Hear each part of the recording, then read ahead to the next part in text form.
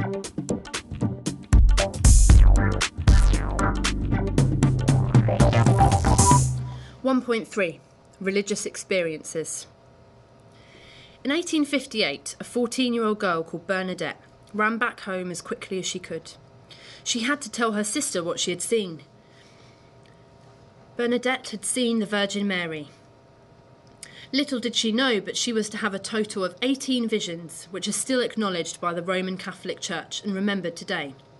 At Lourdes, spelled Lourdes, Bernadette's hometown in France, the Roman Catholic Church have issued a statement recognising 68 miraculous healings. The site is believed to have healing powers, and from March to October, Lourdes is a place of mass pilgrimage from Europe and around the world. The spring water is thought to have healing properties.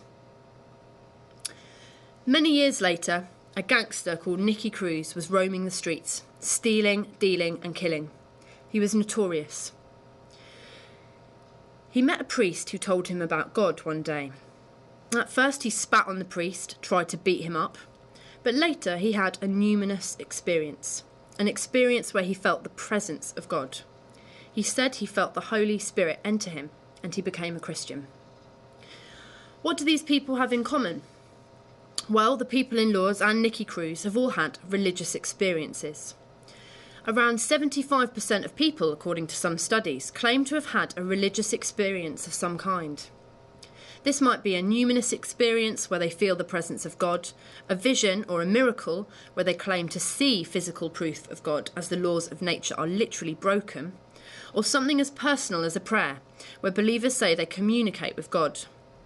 For your exam, it will be useful to think about the differences between these types of experience. Some seem to have physical proof attached.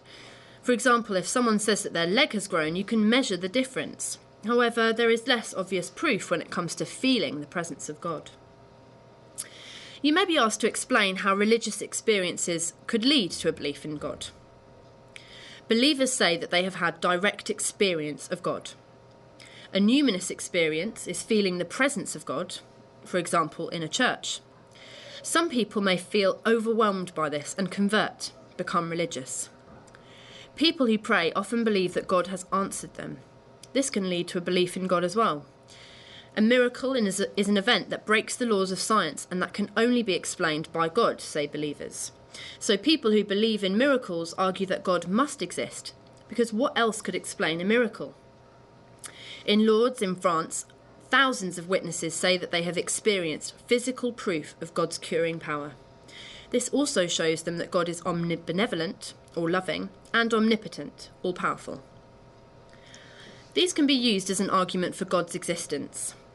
You could argue that there is physical proof of miracles, e.g. witnesses that see them, and that this makes them more believable and harder to disprove. If prayers are answered, it shows that God exists and that he is all-loving. On the other hand, some people argue that religious experiences are not evidence of God. Richard Dawkins and Derren Brown, amongst other atheists, argue that people who claim to have religious experiences are either hallucinating or simply wishing it were true. If you hope for something enough, you can sometimes be easily convinced it has happened. This is known as wishful thinking.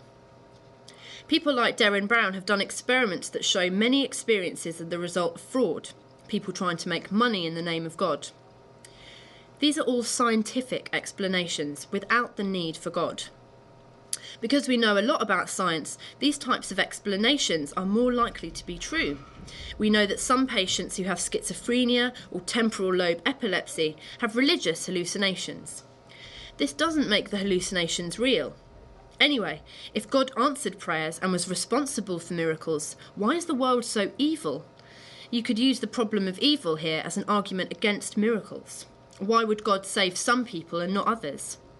Surely it's more likely that that one person had a good doctor. However, you could argue that there are too many examples of religious experiences for everyone to be lying or hallucinating. If we start saying that people shouldn't believe in what they see, how can we tell them to believe anything? We only use our senses to gather information. People also argue that conversions show God exists. It would take something as huge as God to convert a gang member like Nicky Cruz to Christianity. The Bible and Quran are also full of accounts of miracles, like the stories of Saul on the road to Damascus and Jesus changing water to wine. If you believe that holy books are true, then you believe these accounts as well. A slightly different question that might come up is on unanswered prayers. These cause a problem for believers because if a prayer is not answered, it could show that God is not there. If God was all-loving, omnibenevolent, then he would want to answer prayers that are justified. So if there is no answer, maybe he isn't real. Theists, religious believers, argue that God may answer prayers when the time is right, and that it is impossible to know when that will be.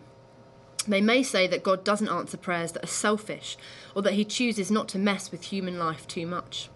They are responsible for themselves. Atheists may argue that this doesn't make sense, particularly if someone is praying for something important like food. Why would God let good Christians or Muslims suffer? To summarise, you may be asked to describe what different types of religious experience there are. You should be able to explain what a numinous experience or a miracle is, as well as what conversions and prayers are. You should also be able to explain how these lead to a belief in God, and what the arguments for and against religious experiences and unanswered prayers are.